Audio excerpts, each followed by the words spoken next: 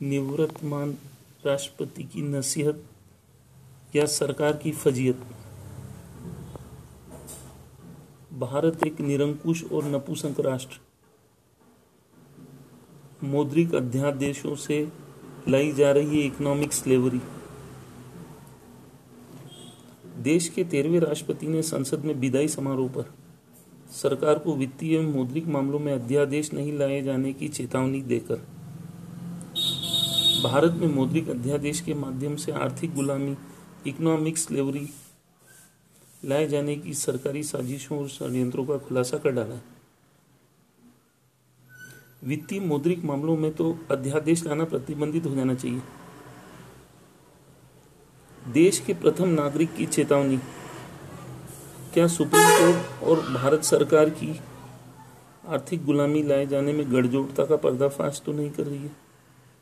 संसद में बिना चर्चा के ही विधेयक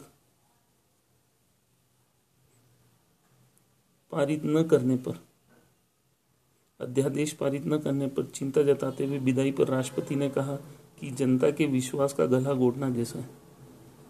सुप्रीम कोर्ट में लेटर पिटीशन याचिकाओं को क्यों नहीं सुप्रीम कोर्ट ने PIL का स्वरूप दिया?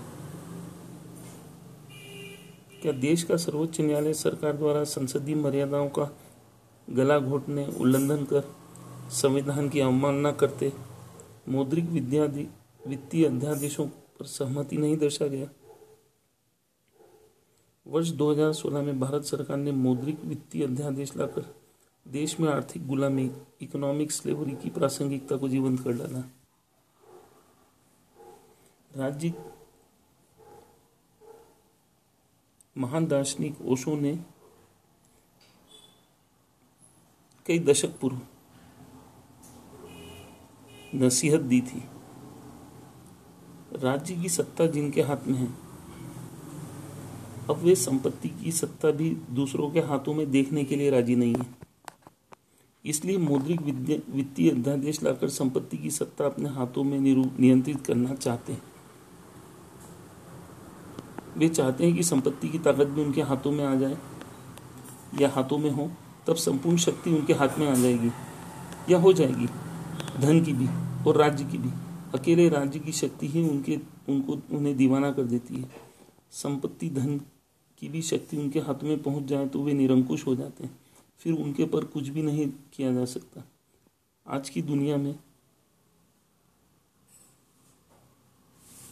भारत सहित राज्य के हाथ में इतनी ताकतें हैं कि अगर धन की ताकत उनके हाथ में चली जाए तो व्यक्ति बिल्कुल नपुंसक, इम्पोर्टेंट हो जाता है, पूरा राष्ट्र नपुंसक हो जाता है, फिर व्यक्ति के पास कोई शक्ति नहीं रह जाती। अगर आर्थिक और राजनीतिक शक्तियां एक ही ग्रुप के हाथ में चली जाए तो व्यक्ति के पास विचार की कोई स्वतंत्रता ही नहीं रह जाती। एक व्यक्ति की संपत्ति छीन ली जाए तो संपत्ति छीनने के साथ ही उसके व्यक्तित्व का 90% हिस्सा समाप्त हो जाता है, 90% हिस्सा विदा हो जाता है। संपत्ति छीनते ही उसके सोच विचार की क्षमता भी क्षीण हो जाती है, क्योंकि उसके पास व्यक्ति होने की सामर्थ्य ही क्षीण होगी। यदि राज्य के पास सारी ताकत पहुंच जाए तो व्यक्ति की हत्या हो जाएगी।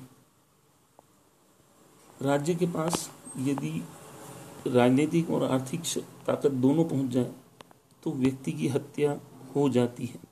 संपत्ति एक बार राज्य के हाथ में चली गई तो राज्य निरंकुश, फिर राज्य के सामने व्यक्ति का क्या सामर्थ्य, फिर व्यक्ति की क्या हैसियत, व्यक्ति की क्या आत्मा है। जिस दिन राज्य के हाथ में पॉलिटिकल पावर और इकोनॉमिक पावर दोनों आ जाते हैं, उस दिन क्रांति का, बगावत और विद्रोह का कोई उपाय ही नहीं रह जाता, राज्य ही असली देवता बन जाता है।